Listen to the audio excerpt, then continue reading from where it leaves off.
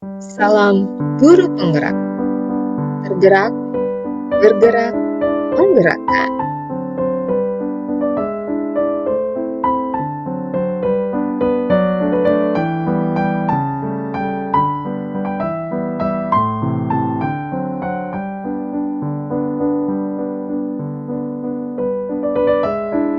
Assalamualaikum warahmatullahi wabarakatuh. Pada kesempatan kali ini saya mengucapkan terima kasih yang pertama kepada Ibu Kepala SMP Negeri 58 Surabaya, Ibu Surati SDT MPD, Bapak Ibu Guru, staf dan karyawan SMP Negeri 58 Surabaya yang telah berkenan untuk menghadiri hari kegiatan diseminasi tentang budaya positif. Pada kesempatan kali ini izinkan saya Inspektur Maria calon guru penggerak angkatan 11 dari Kota Surabaya, Provinsi Jawa Timur. Saya bekerja di instansi SMP Negeri 58 Surabaya. Baiklah Bapak Ibu sekalian, ini profil saya. Hari ini kita akan menjalani sharing tentang pemahaman dan penerapan pengalaman budaya positif.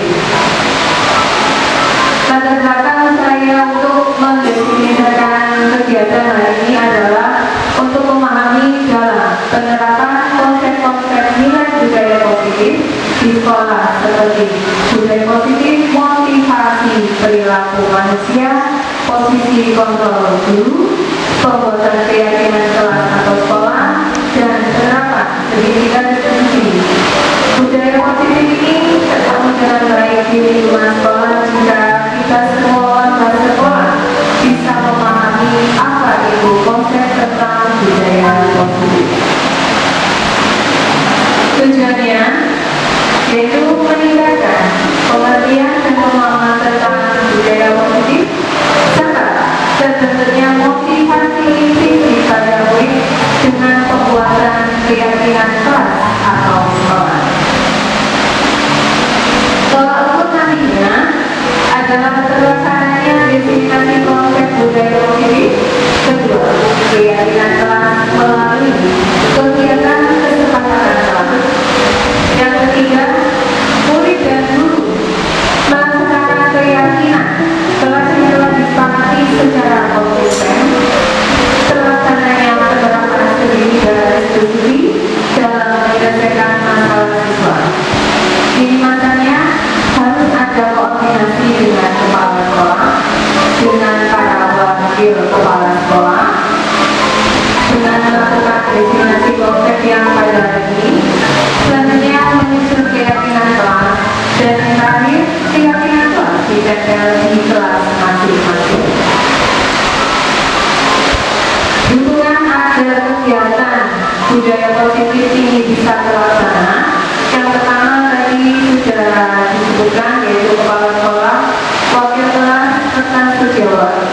Mungkin guru BK serta pembuatan peralatan yang dibutuhkan dalam pembentukan keyakinan kelas. Mungkin Bapak Ibu sudah tahu di sini adalah motivator kita serta Ki Hajar Dewantoro bentuk sekarang, ya Bapak Ibu. Nah ini konsep inti budaya positif ada satu, perubahan paradigma baru. Kedua, disiplin positif. Tiga, nilai-nilai kebajikan. Keempat, kebudayaan dasar manusia. Lima, motivasi perilaku manusia. Posisi kontrol guru, keyakinan kelas, dan yang terakhir adalah segitiga restitusi. Kita menuju ke paradigma baru. Pembelajaran dengan paradigma baru, pembelajaran yang dirancang berdasarkan prinsip berdiferensiasi. Titik beratnya berdiferensiasi sehingga para siswa peserta didik belajar sesuai dengan kebutuhannya dengan tahap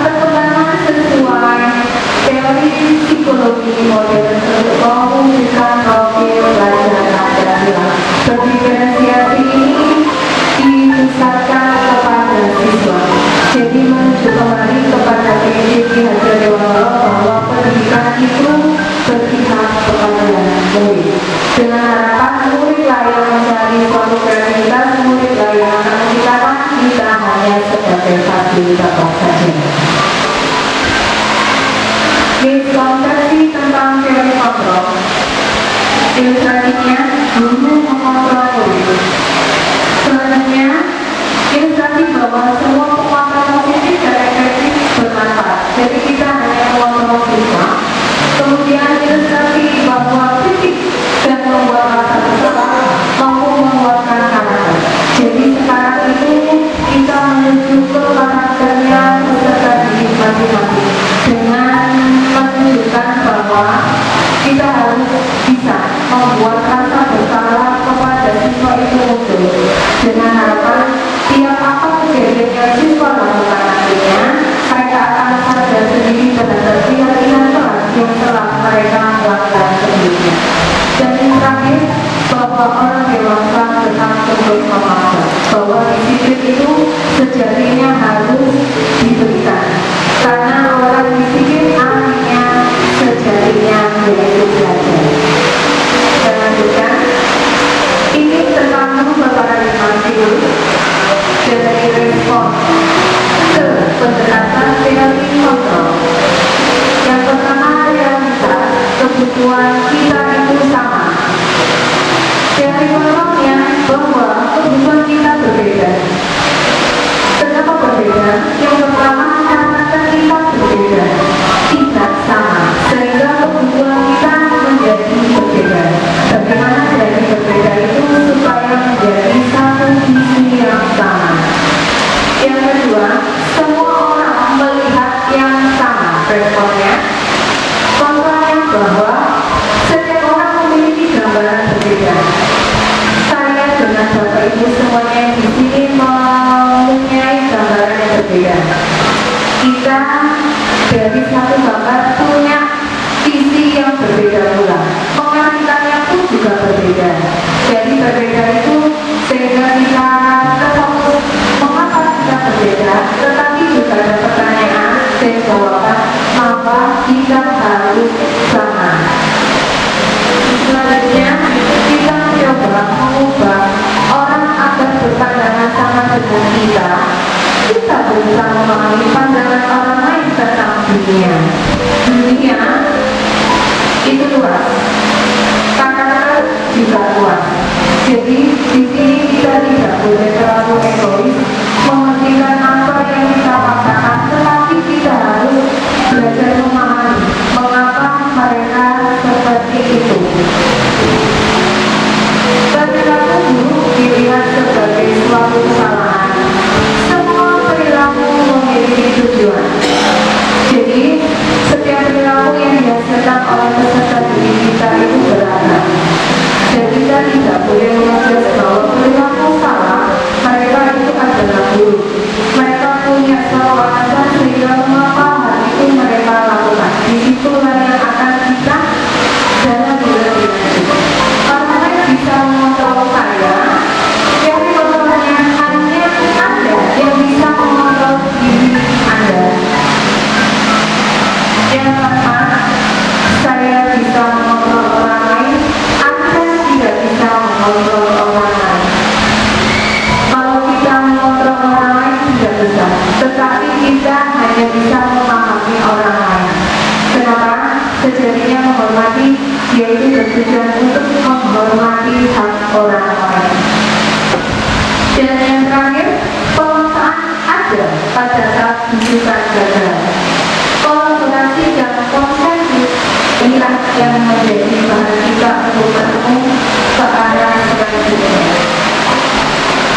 Nah, pertama kita mulai ke disiplin dulu ya Bapak Ibu. Mungkin Bapak Ibu ini lebih paham daripada saya. Saya di sini bertujuan untuk sharing. Dari sharing mungkin dengan lebih memahami lebih daripada saya. Di sini berasal dari kata disiplin yang artinya belajar. Disiplin itu mengacu pada disiplin diri yang memiliki tanggung jawab terhadap apa yang dilakukan berdasarkan nilai-nilai yang dilalui. Orang tersebut itu patah untuk disiplin tinggi. Disiplin bukan hanya tentang suatu yang membuat kita harus begini, tetapi di sini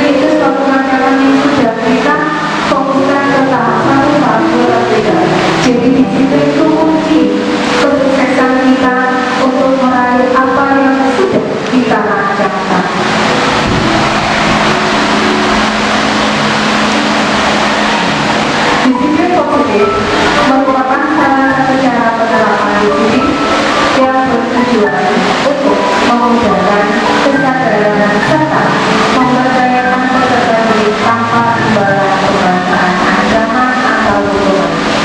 Disiplin ini kan selalu bertolak belakang dengan malas.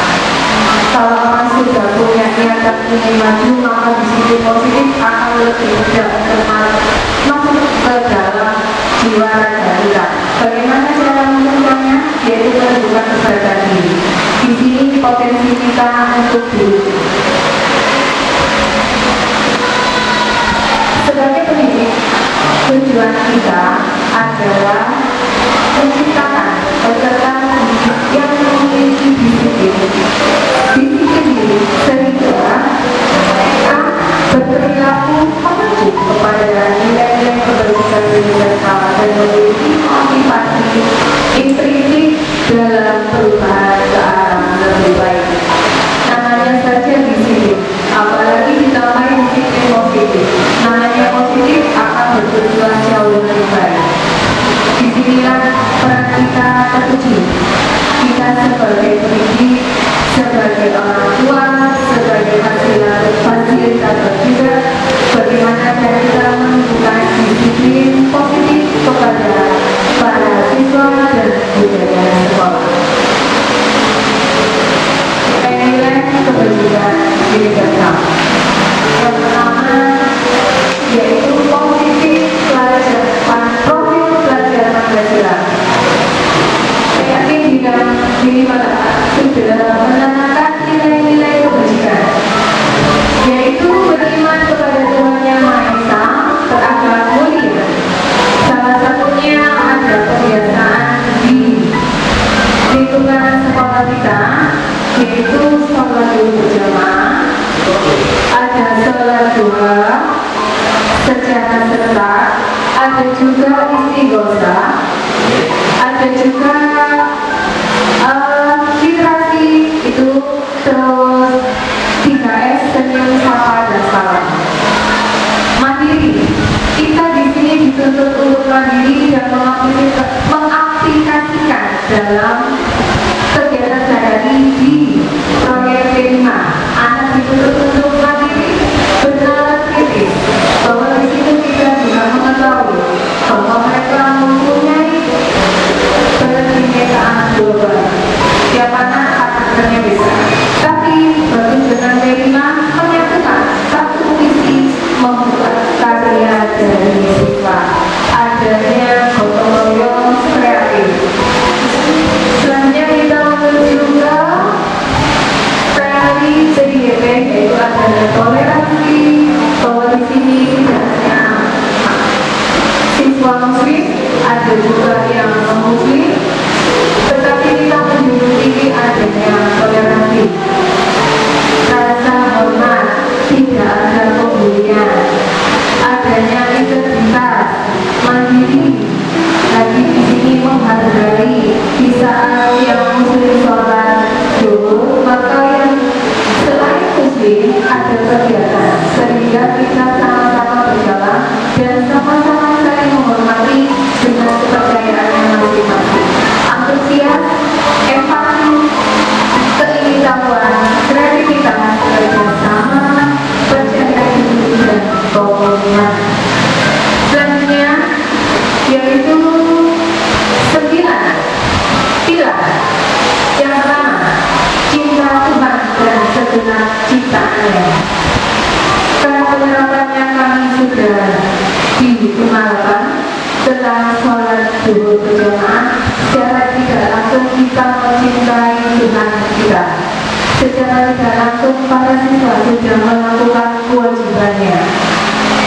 Dan mencintai segenap ciptaannya, kita menghormati yang berada di lingkungan sekolah 58 beragam jenis agama. Ada yang Islam, ada yang Kristen, ada yang Hindu. Yang ketiga adalah kejujuran dan diplomatis, yaitu amanah. Kejujuran di sini setelah anak-anak melakukan suatu kegiatan, kami melatih mereka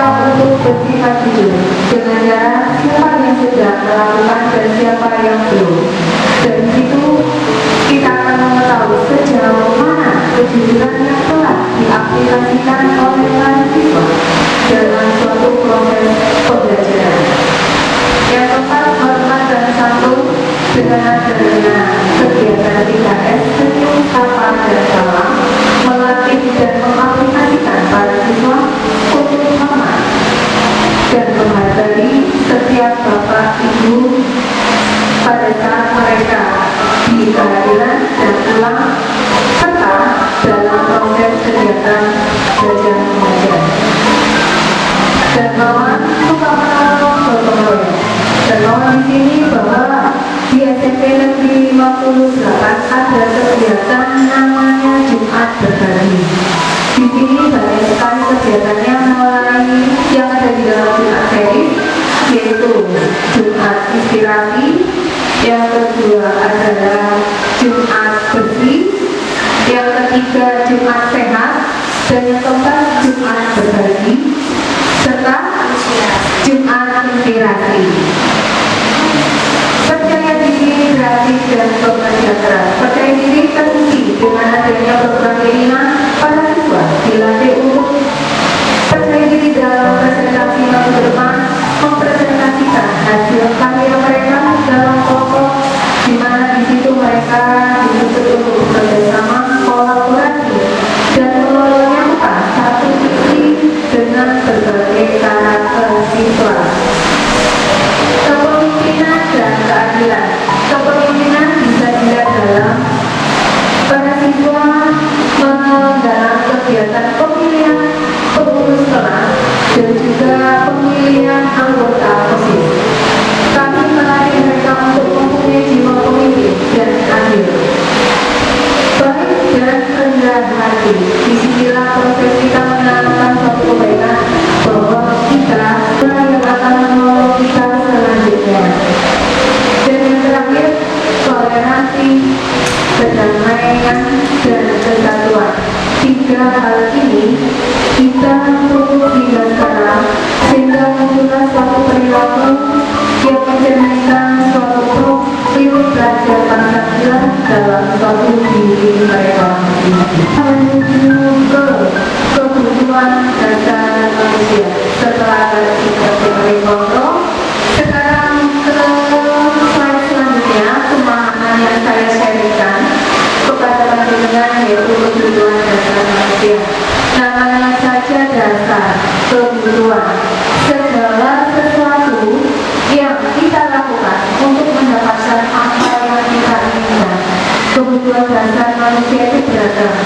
Seluruhnya tidak hanya kita lakukan memiliki tujuan tertentu, dan semua usaha terbaik yang kita lakukan adalah dalam rangka memenuhi kebutuhan dasar kita dengan baik. Kira-kira Bapak Ibu mengetahui kebutuhan dasar kita itu apa? Dari tahu? Nah, ini 5 kebutuhan dasar manusia. Yang pertama, bertahan hidup. Ya, bertahan hidup. Kita dilahirkan untuk bertahan hidup. Ini paling dasar. Tidak ada orang yang hidup tiba-tiba ini tidak hidup lagi. Jadi kebutuhan yang pertama adalah bertahan hidup. Banyak di sini suatu hal yang bisa kita temukan. Kenapa kita harus bertahan hidup? Nah, ini betul bertahan hidup. Yaitu berupa makanan, pakaian, tempat tinggal, keamanan, kesehatan. Tapi tidak semua orang mempunyai hal ini. Kita termasuk hanya orang yang butuh daripada mereka, di mana kita bisa makan sehari 3 kali minimal. Sedangkan ada peserta didik kita atau lingkungan di sekitar kita hanya bisa makan sehari sekali, ada 1 hari tidak makan, sehingga kondisi mereka fisiknya kurang sehat, sehingga apa yang kita pakai hari ini jauh lebih buruk daripada mereka. Kita bisa berganti pakaian, sedangkan mereka hanya bisa berganti beberapa hari. Tempat tinggal kita lebih layak daripada mereka yang ada di bawah garis kesederhanaan. Tempat tinggal kita dengan ventilasi yang cukup memadai, udara yang bagus, sedangkan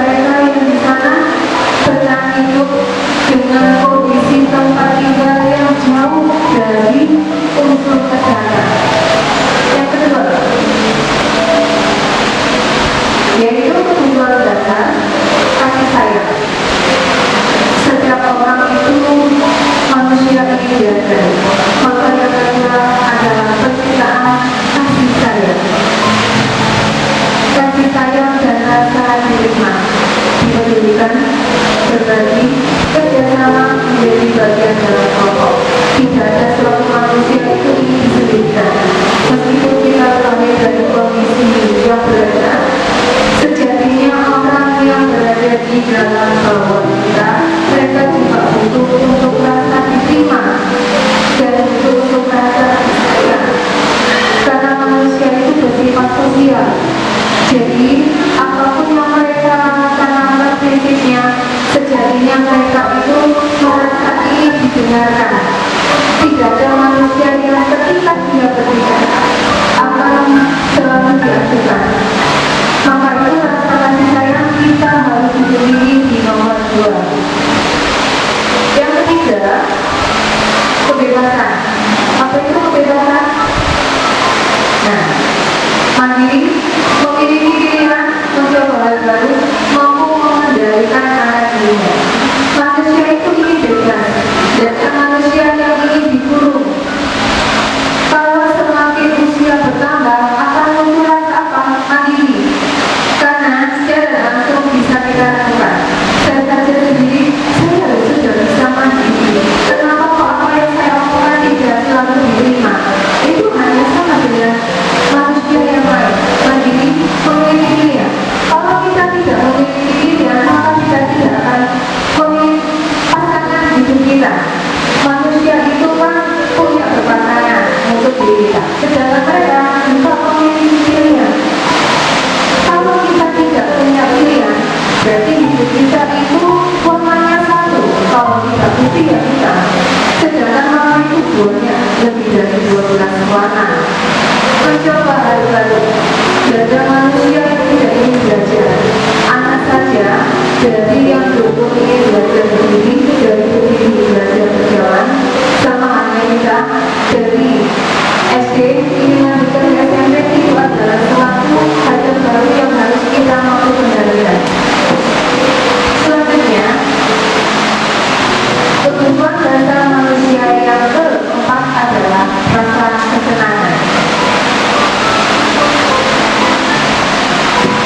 Kesenangan bermain, humor, antusias, ketawa bisa kita temukan beragam macam sifat manusia itu. Ada yang keras, ada yang sabar, ada yang peduli, ada yang cuek. Namun di hati kecil mereka, sekecil apapun yang ada di dalam hati mereka, mereka itu sejatinya bisa humor. Namun terkadang kita yang menangkapnya berbeda. Humoris, antusias, dan tertawa. Dan kita harus yakini bahwa setiap orang itu pasti suka menyanyi. Kalau orang itu pernah menyanyi, maka dia pasti punya rasa humor. Dan di waktu luangnya, pasti juga mereka akan merasa tertawa.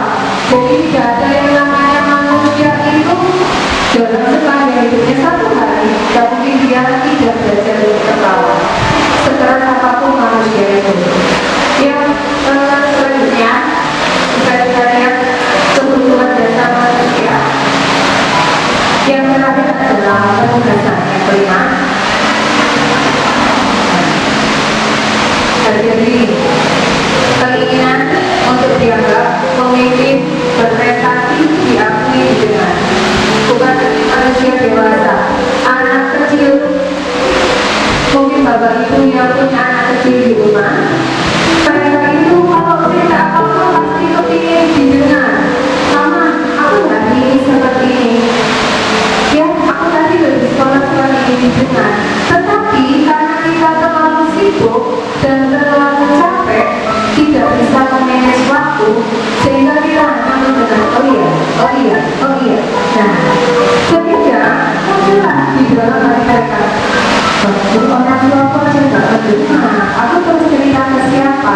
Jangan sampai dia akan nyaman terhadap orang lain di luar sana, sehingga bisa memberikan watak berbagai macam untuk dalam pola mereka. Disinilah kita posisikan guru adalah orang tua. Apapun anak itu mau menyampaikan, terus didengar terlebih dahulu.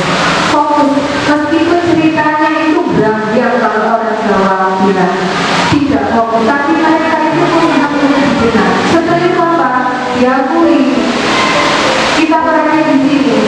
Lalu kita kasih apresiasi kepada mereka bahwa manusia itu semuanya ini dia. Ada manusia cerita, dia cerita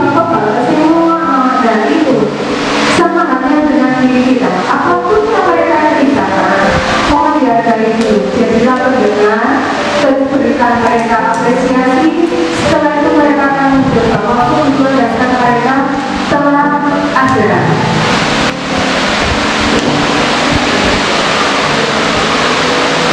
Berikutnya tertipu.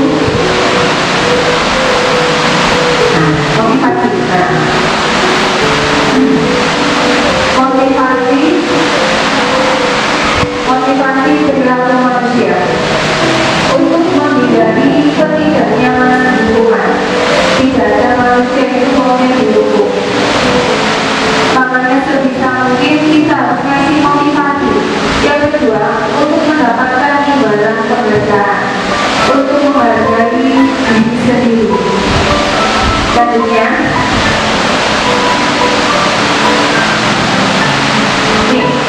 adanya hukuman, konsekuensi, restitusi. Ini sepertinya sama tapi berbeda. Hukuman itu sifatnya tidak terencana. Kalau konsekuensi itu disepakati. Contoh, tiba-tiba di sini ada gelas, ada siswa itu secara tidak langsung menumpahkan. Nah, di situ kita akan memberikan konsekuensi. Lihat itu, gelasnya yang berisi air tumpah. Bagaimana akan kita lakukan? Dia mesti bersihkan, dia hukuman. Konsekuensi di situ ada. Itu bukan hukuman. Kalau hukuman berbeda. Kalau ada anak telat atau datang terlambat dalam suatu pelajaran, maka mereka dikasih hukuman apa? Sesuai dengan peraturan yang telah berlaku. Kalau terlambat berapa menit, itu disesuaikan dengan peraturan sekolah.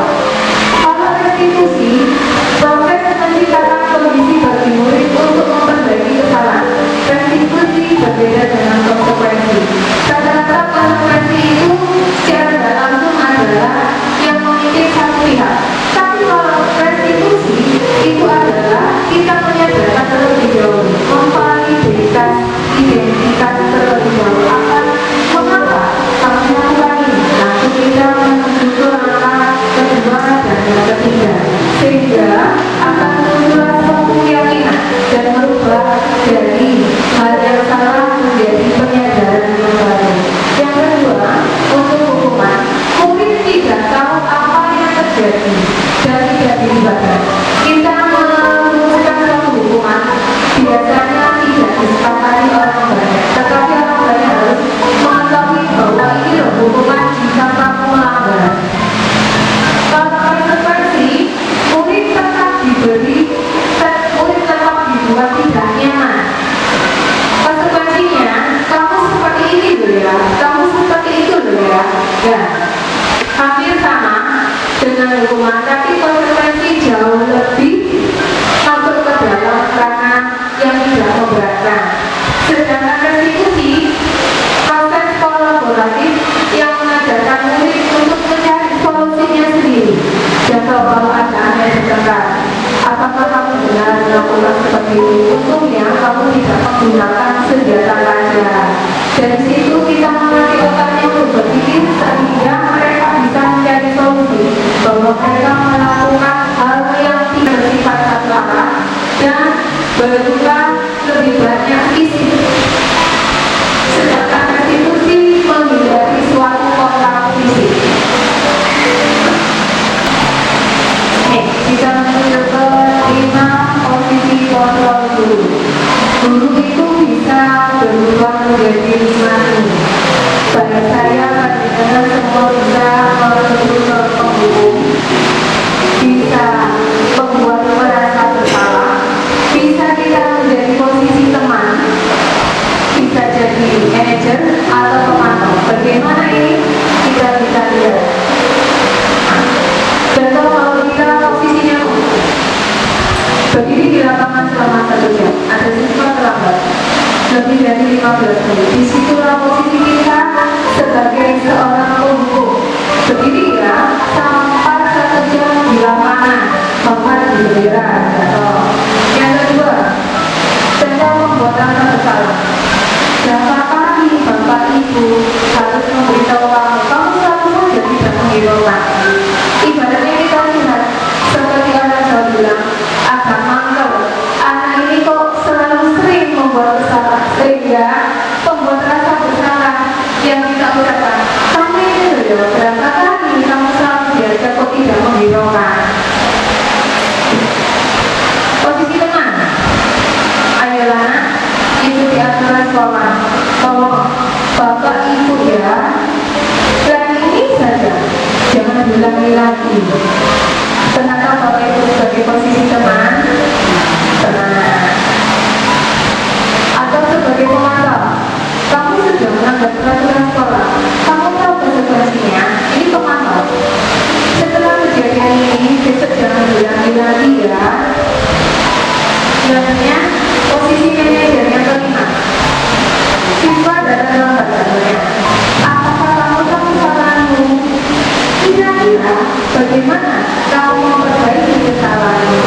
Jadi manajer itu kita urut dari atas. Oh, kesalahannya ini. Apa yang akan kamu lakukan? Contoh nih, kecewa sekali dengan kamu. Kamu tidak pernah benar ya melakukannya. Ya, salah satu contoh dirinya tidak ibaratnya agak kecewa dengan muridnya ini gurunya penuh gambarnya tadi ini cuma ilustrasi awal rencana untuk menyelesaikan masalah hari ini ayolah lakukan demi bapak ibu ya sama seperti putra putri kita yang ada di rumah jangan ini ya nak coba pahami ibu besok jangan diulangi lagi ya. Ayo semangat, kalau seperti itu kamu tidak pernah mendapatkan nilai jika tidak mengerjakan tugas. Kita menyusun keyakinan kelas yang tadi hampir sekilas tentang suatu pemahaman yaitu hukuman, konsekuensi, dan segitiga resolusi. Yang terakhir yaitu tentang keyakinan kelas. Keyakinan kelas dibuat oleh peserta didik. Jadi mereka yang membuat kita hanya sebagai fasilitator ya, dan didampingi guru sebagai fasilitator untuk menciptakan budaya positif kita. Mengapa kok namanya keyakinan? Yakin. Kok bukan namanya peraturan kelas? Beda ya Bapak Ibu. Namanya yakin itu harapannya semoga diyakini. Kalau orang yakin dilakukan, sama hanya kita yakin adanya keberadaan Tuhan, sehingga kita melakukan tanpa dilihat pun kita akan melakukan.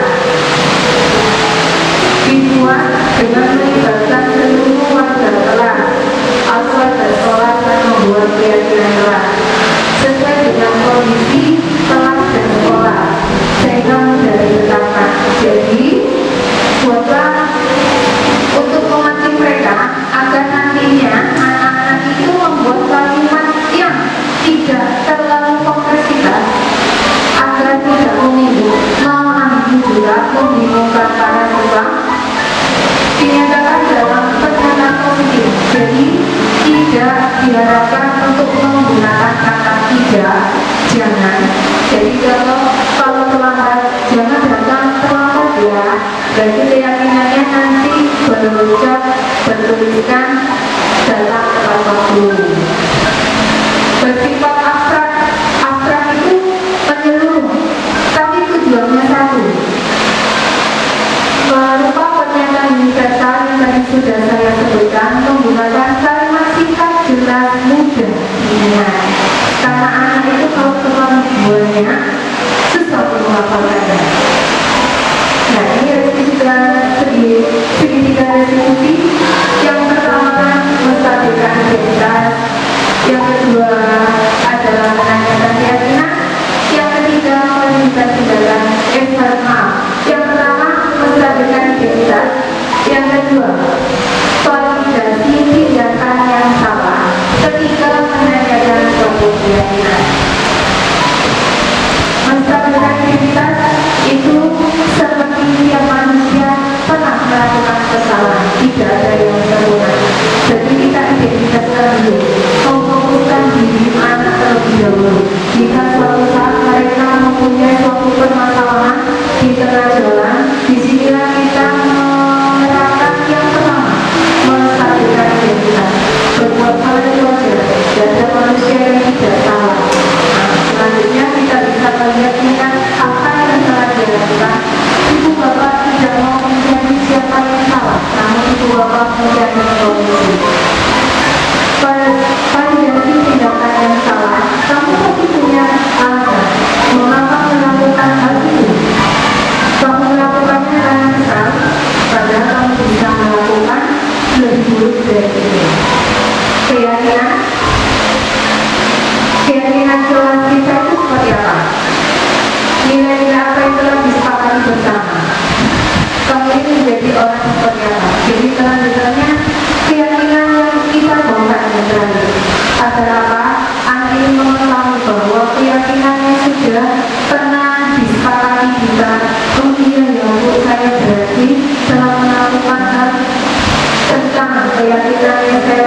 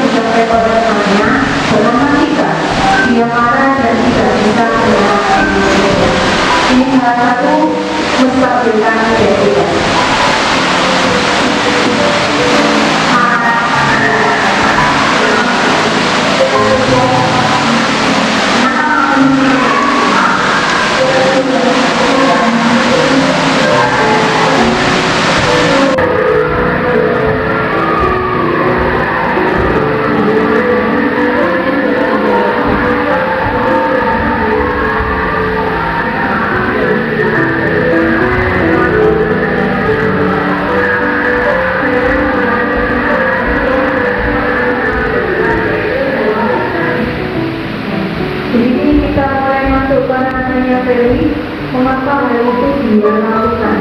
Jadi, memvalidasikan tindakan salah apa yang telah dia lakukan. Dan yang terakhir adalah menanyakan suatu keyakinan kelas yang mana yang telah dia langgar.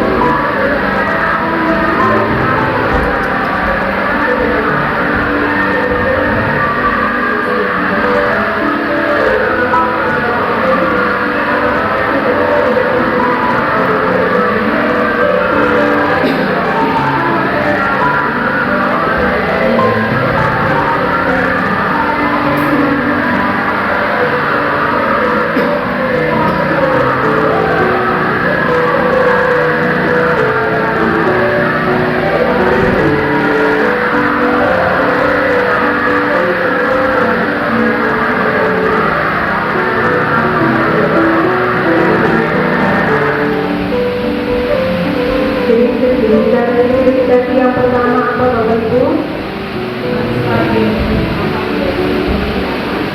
Yang pertama? Yang pertama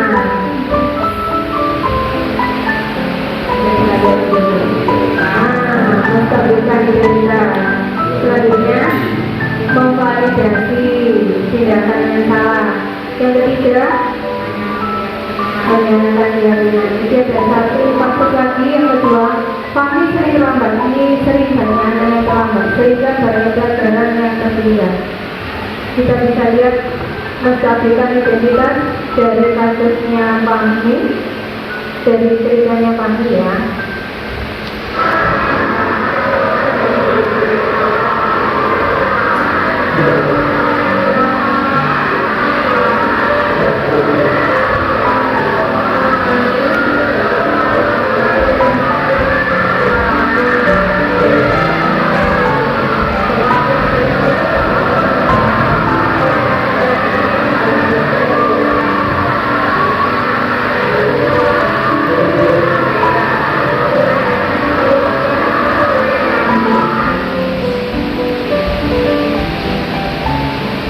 Validasi tindakan yang salah. Maksudnya ini.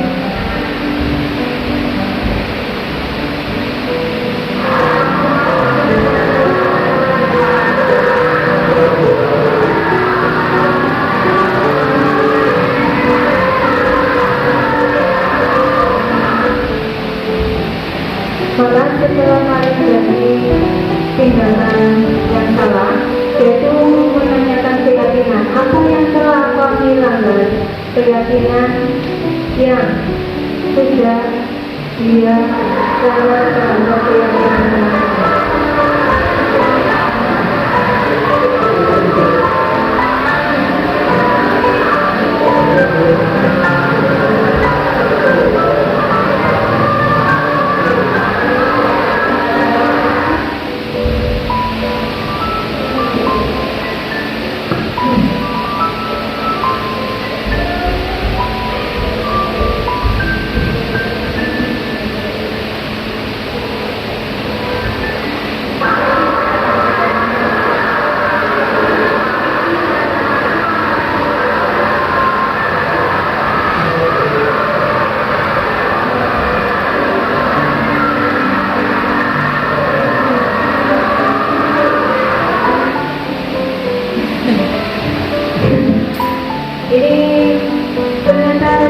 Bicara institusi lebih nyaman untuk diterapkan.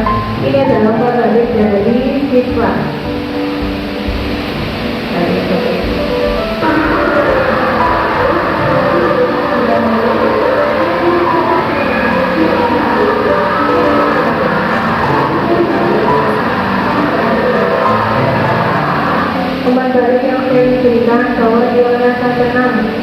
terhadap apa yang dia lakukan sehingga bisa menyadarkan tanpa adanya proses suatu kekerasan.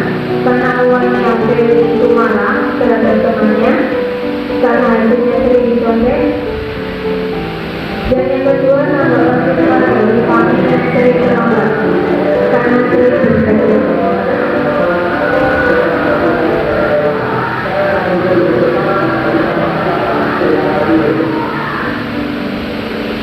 Dari sini Bapak Ibu, ada yang mau ditanyakan?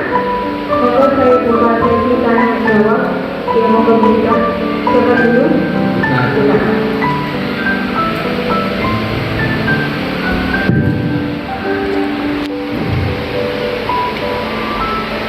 Boleh berdiri? Nah, oke, terima kasih. Penjelasan dari Bu Lis tadi sudah sangat luar biasa lagi. Cuma gini Bu Lis, saya minta untuk apa ya, diberikan kayak kesimpulan atau rangkuman singkat gitu terkait dengan tadi apa yang sudah disampaikan. Malah tadi dari awal kan sudah dijelaskan, sudah bagus sekali. Tinggal saya ini butuh kayak menguatkan atau pemantapan lagi terkait dengan konsep budaya positif yang berpihak kepada siswa. Jadi maksudnya itu seperti apa? Seperti itu. Terima kasih. Terima kasih sudah. Saya jawab dulu. Terima kasih Bu Gita. Bahwa kesimpulannya yang pertama, budaya positif ini harus sering apa? Harus sering menyadarkan. Kalau kita mau menyadarkan berarti harus komitmen kita tetap konsisten menjalankan. Terkadang karena kesibukan akhirnya kita melewatkan satu, terus akhirnya kita lupa satu lagi.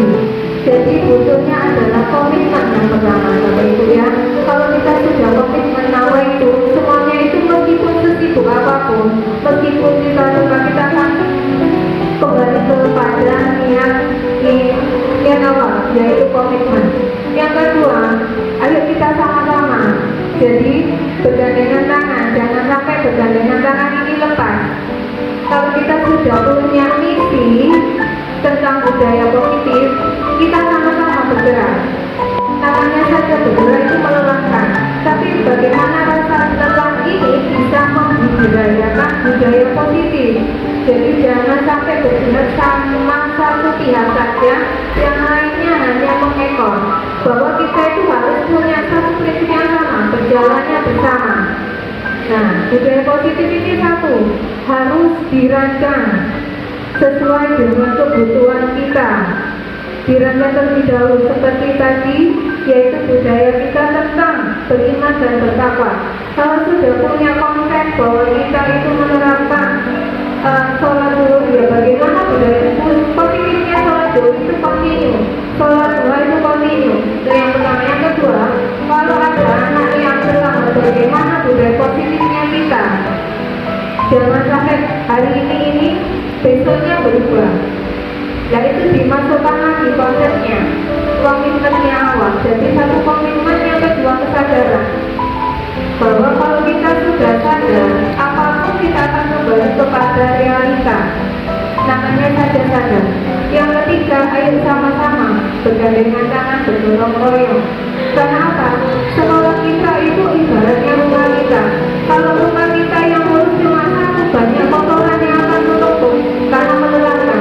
Kalau kita bersama-sama dengan budaya positif, kesepakatan kelas, dan juga segitiga diskusi yang kita jalankan, akhirnya sekolah kita itu nyaman, anak belajar nyaman, guru bekerja nyaman, warga sekolah berinteraksi nyaman, sehingga apa? Muncul kekeluargaan. Kalau sudah namanya keluarga,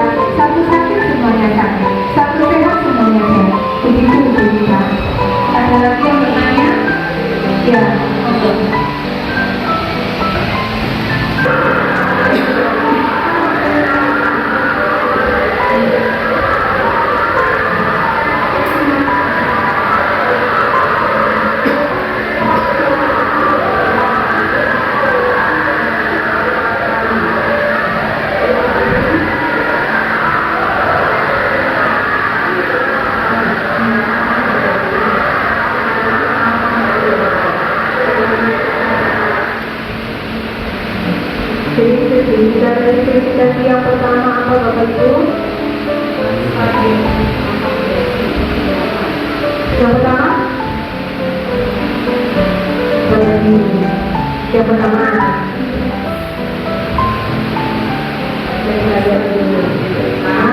menstabilkan identitas. Selanjutnya memvalidasi tindakan yang salah. Yang ketiga menyatakan keyakinan. Dan satu masuk lagi yang kedua, kami sering lambat. Ini sering dengan yang terlambat sehingga banyak pelajaran yang tertinggal. Kita bisa lihat menstabilkan identitas dari kasusnya Fahmi, dari ceritanya Fahmi ya.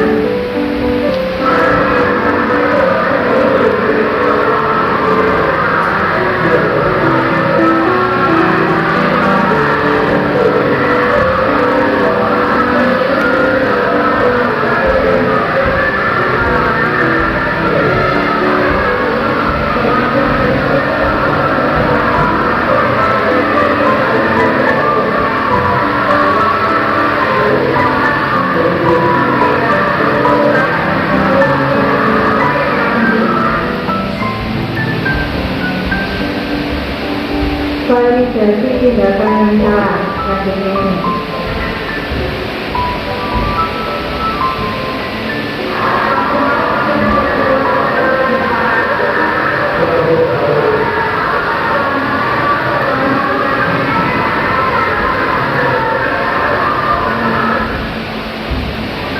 Maka setelah validasi tindakan yang salah, yaitu menanyakan keyakinan apa yang telah Fahmi langgar, keyakinan yang sudah dia terhadap keyakinan.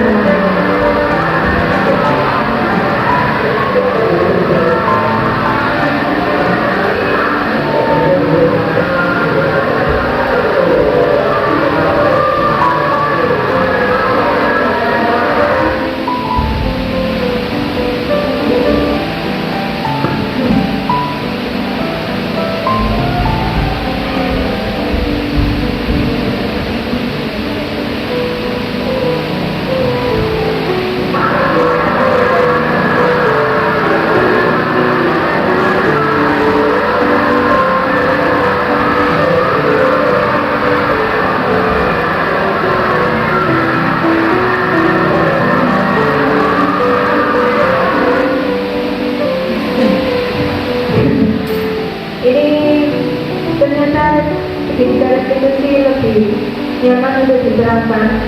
Ini adalah pembanding dari siswa.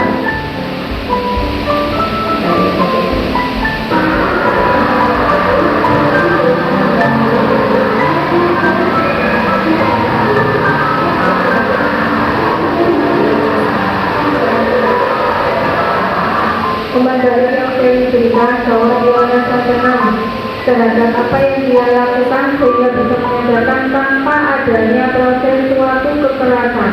Karena awalnya Feli itu marah terhadap temannya karena hasilnya sering dicontek. Dan yang kedua, tanggapan siswa dari kami yang sering terlambat karena sering berbeda.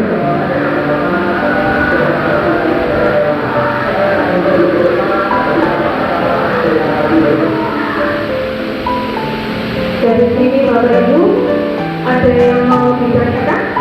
Monggo saya buka sesi tanya jawab. Yang mau berbicara, siapa dulu? Silakan.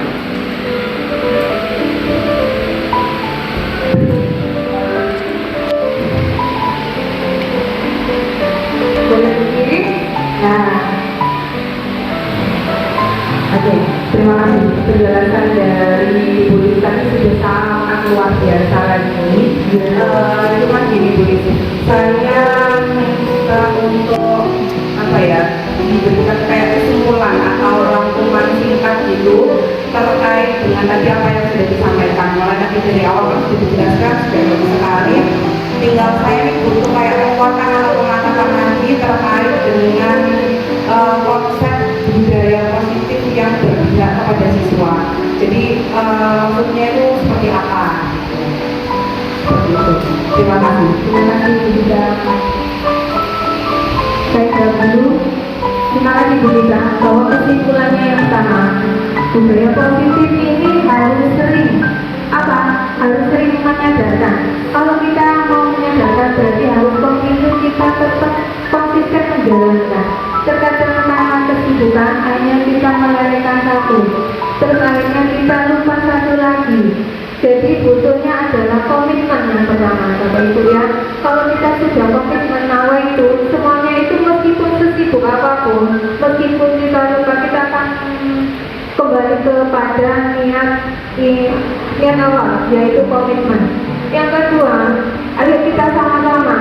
Jadi bergandengan tangan, jangan sampai bergandengan tangan ini lepas. Kalau kita sudah punya misi tentang budaya positif, kita sama-sama bergerak. Namanya saja bergerak itu melelahkan, tapi bagaimana rasa lelah ini bisa membudayakan budaya positif. Jadi jangan sampai bergerak sama satu pihak saja, yang lainnya hanya mengekor. Bahwa kita itu harus punya satu prinsip yang sama, berjalannya bersama. Nah, budaya positif ini satu, harus dirancang sesuai dengan kebutuhan kita. Dirancang terlebih dahulu seperti tadi, yaitu budaya kita tentang beriman dan bertakwa. Kalau sudah punya konsep bahwa kita itu menerapkan sholat dulu, ya bagaimana budaya positifnya sholat dulu itu kontinu, sholat dua itu kontinu. Itu yang pertama. Yang kedua, kalau ada anak yang terlambat, bagaimana budaya positifnya kita. Jangan sampai hari ini besoknya berubah. Yaitu dimasukkan lagi konsepnya, komitmennya awal. Jadi satu komitmen, yang kedua kesadaran. Bahwa kalau kita sudah sadar, apapun kita akan kembali kepada realita. Namanya sadar. Yang ketiga, ayo sama-sama bergandengan tangan, bergotong royong. Karena apa? Sekolah kita itu ibaratnya rumah kita. Kalau rumah kita yang ngurus cuma satu, banyak kotoran yang akan menumpuk karena melelahkan. Kalau kita bersama-sama dengan budaya positif, kesepakatan kelas dan juga segitiga institusi yang kita jalankan, akhirnya sekolah kita itu nyaman, anak belajar nyaman, guru bekerja nyaman, warga sekolah berinteraksi nyaman, sehingga apa? Muncul kekeluargaan. Kalau sudah namanya keluarga, satu sakit semuanya sakit, satu sehat semuanya sehat. Begitu untuk kita. Ada lagi yang bertanya? Ya, monggo. Terima kasih atas waktunya. Bisa bertanya, apa hubungannya antara penciptaan program positif dengan proses pembelajaran yang berpihak pada siswa? Terima kasih banyak. Premannya sama tadi, karena budaya positif itu kan sebenarnya menunjukkan siswa. Jika siswa ini dilibatkan, maka secara dalam untuk Bapak Ibu bahwa kita sudah menerapkan pendidikan berpihak kepada murid. Kalaupun kita tidak memasukkan itu, maka akan hasilnya apa? Seperti timbangan itu berbelah sepihak. Nah, di sini ini kita kan bertanya dengan mereka. Bertanya kepada siapa? Kepada siswa. Karena kita ini fasilitator yang mendorong, memacu, memotivasi mereka. Jadi konsepnya amat sangat berkaitan. Ada lagi yang bertanya? Yang mau bawa linknya? Ya.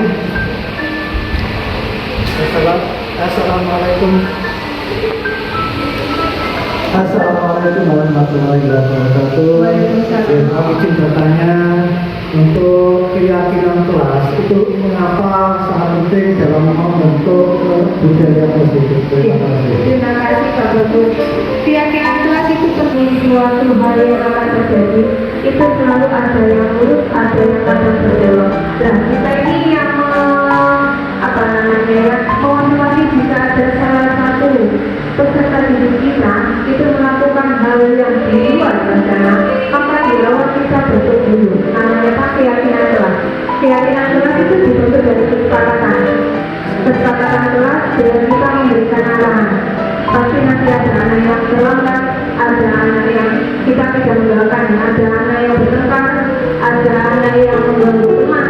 Nah, ini adalah wanti-wanti kita, sehingga kita memberikan suatu kepercayaan kepada mereka. Nah, kita buat dulu ya kesepakatan kelas, tapi kalimatnya harus membuat anak itu terpacu. Terpacu apa? Untuk berproses lebih baik. Nah, tadi sudah saya sebutkan, mungkin ada anak yang terlambat, ada anak yang stres dengan temannya, atau ada anak yang tidak mengumpulkan, ada anak yang tidak ada sama gurunya. Nah, itu berbagai macam yang kita antisipasi kemungkinan akan terjadi dalam proses kegiatan belajar mengajar. Demikian Bapak Ibu, ada yang bertanya kembali? Tidak ada? Bagaimana hari ini bisa dipahami? Baiklah Bapak Ibu, demikian apa yang bisa saya sampaikan. Dukungan Anda semua yang bisa membuat saya jauh untuk belajar dan belajar lagi. Tidak ada yang manusia sempurna seperti saya. Jenengan adalah senior saya, mungkin materi penjenengan jauh lebih banyak yang bisa saya inspirasi dalam kelas saya atau pembelajaran saya nantinya. Kesalahan bentuk yang saya lakukan, kebenaran adalah sejatinya yang punya panjenengan semua. Saya di sini berdiri sebagai orang yang belajar dengan apa yang saya pelajari di pendidikan guru penggerak. Tiada yang benar yang atau yang salah pun saya mohon untuk berusaha dimaafkan. Assalamualaikum warahmatullahi wabarakatuh. Waalaikumsalam warahmatullahi wabarakatuh.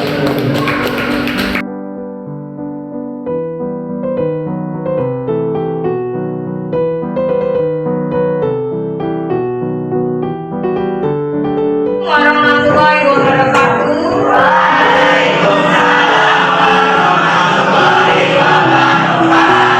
Bagaimana kabar kalian hari ini? Baiklah anak-anak 9B, sebelum kita berlanjut kepada materinya, hari ini pada awal kita akan membuat kesepakatan kelas. Dalam kesepakatan itu akan tertulis suatu keyakinan, di mana keyakinan ini yang akan membuat kalian bahwa untuk membentuk kelas yang disiplin, yang bertanggung jawab perlunya di awal adalah kesepakatan kelas. Dalam kesepakatan nantinya yang akan tertinggal di dalam keyakinan kelas, mohon tuliskan apa saja yang menjadi kalimat yang ada untuk merubah menjadi lebih baik, tetapi dalam konteks tidak menggunakan kalimat negatif. Contoh, ada siswa datang terlambat. Apa yang akan kalian tidak untuk tuliskan dalam keyakinan kelas nanti?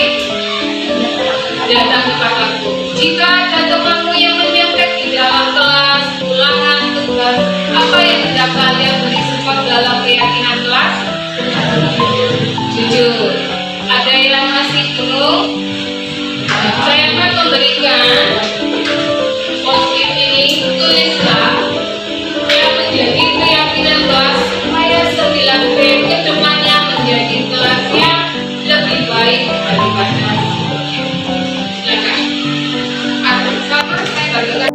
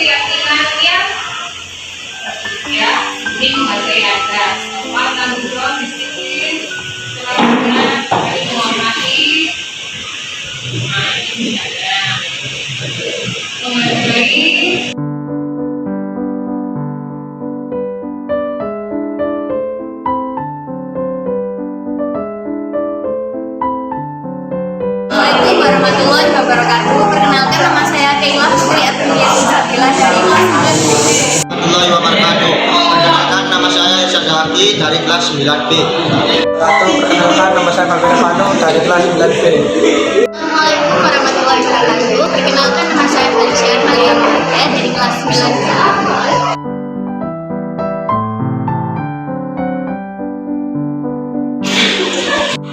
Penting. Penting.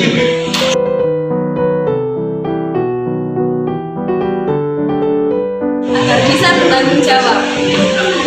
Agar bisa mengontrol pribadi kita lebih baik. Agar bisa disiplin. Agar bisa lebih baik.